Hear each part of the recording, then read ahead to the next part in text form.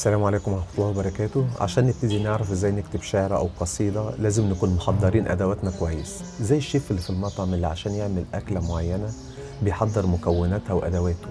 فلازم الشاعر المبتدئ يكون بيقرا في جميع انواع الموضوعات وبيقرا اشعار كتير لمختلف انواع الشعراء، ويشوف اللون المحبوب ليه ايه، ان كان شعر عامي او فصحى.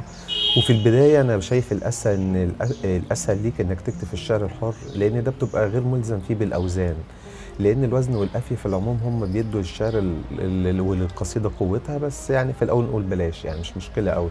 لكن نيجي بقى نتكلم على ادوات كتابه الشعر. هنتكلم على اول حاجه الموضوع. لازم الموضوع هنا تختاروا تكون حاجه قريبه ليك. مثلا لو هنفترض هتكتب شعر عن الحبيب او الحبيبه، لازم يكون في احساس عند الشاعر بالحب وقت كتابه القصيده.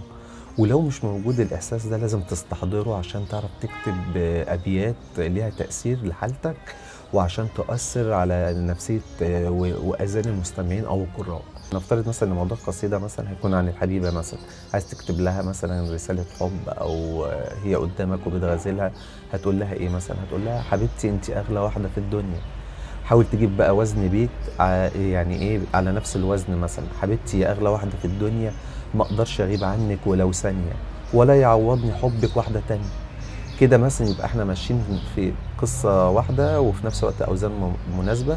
ممكن بعدها نبتدي نغير في الوزن، يعني مش شرط ان نلتزم بنفس الوزن، بحيث ان مثلا نكتب ايه: حبيبتي بحبك حب ما له حدود، حب اكبر من الوجود، من يوم لقاكي وانا بهواكي موعود.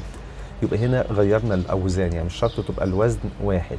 وممكن واحنا بنكتب ابيات القصيده في بدايتنا، لو احترت في وزن نهايه بيت مثلا، انك تدور عليه في جوجل عن طريق مثلا تبحث عن كلمه على وزن، لو هي في الاخر على وزن مفعول دور على وزن مفعول، او لو اخرها مثلا واو ولام دور على اخرها برضو كلمه في جوجل اخرها واو ولام، بحيث ان بس مش اي كلمه، لازم تكون كلمه مناسبه للقصيده والموضوع بتاعك، يعني عشان مش يبقى فيه لخبطه. واتمنى اكون قدرت ابسط ولو حاجه بسيطه ازاي نكتب قصيده او شعر. ولو في افكار عندكم تحبوا نناقشها بخصوص الشعر او مواضيع نكتب عنها شعر، اكتبوا لي في الكومنتات، وانا ان شاء الله هرد على كل الكومنتات. مع تحياتي لكل محب الشعر والقصائد.